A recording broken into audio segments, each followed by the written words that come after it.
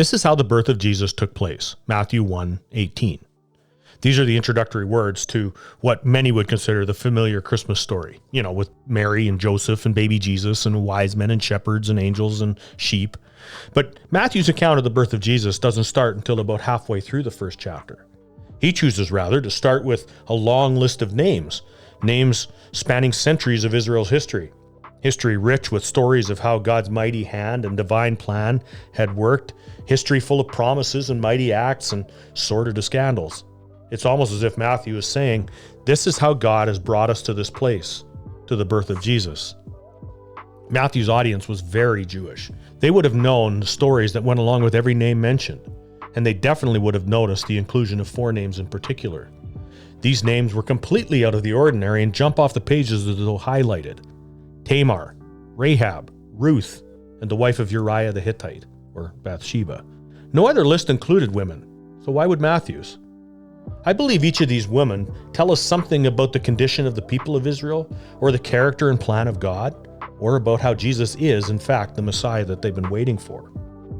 Tamar is the first woman mentioned. We can find her story in Genesis 38. It's a scandalous affair of a woman who has lost 2 husbands and been promised to a third by her father-in-law. This was the custom of the day, and with every passing year, Tamar grew increasingly desperate, impatient, isolated, alone, and childless. She was losing hope. As the years ticked by, nothing changed. Judah had forgotten his promise or had chosen not to fulfill it.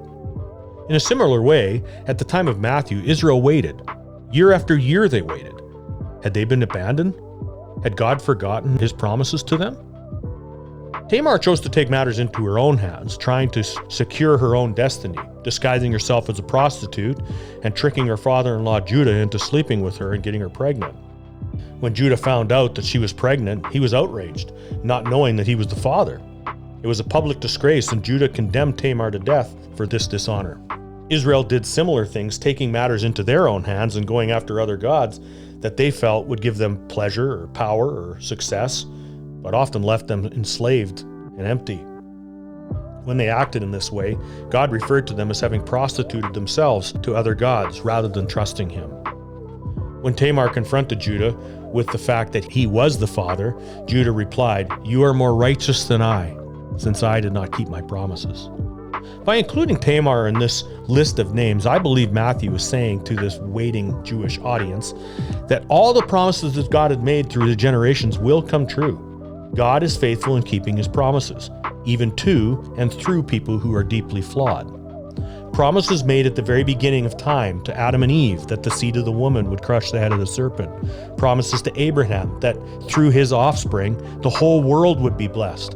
Promises to Isaac and to Jacob, and then on to Judah, who was told that a king would sit on his throne and would rule over his people. God is faithful in keeping his promises. So let us hold fast to the confession of our hope without wavering, for he who promised is faithful.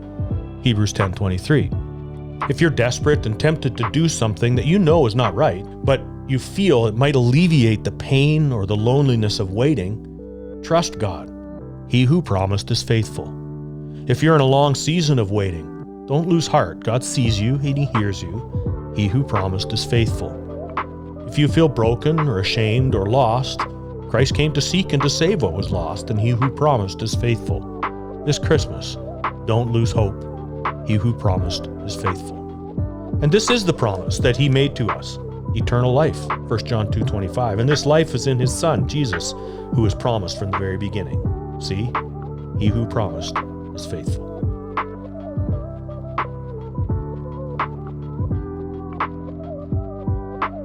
If you've been encouraged by this message, and you'd like to grow more in your walk with Jesus, we'd invite you to come visit our website at www.humboldtbiblechurch.ca, or come visit us Sunday mornings, 10 o'clock.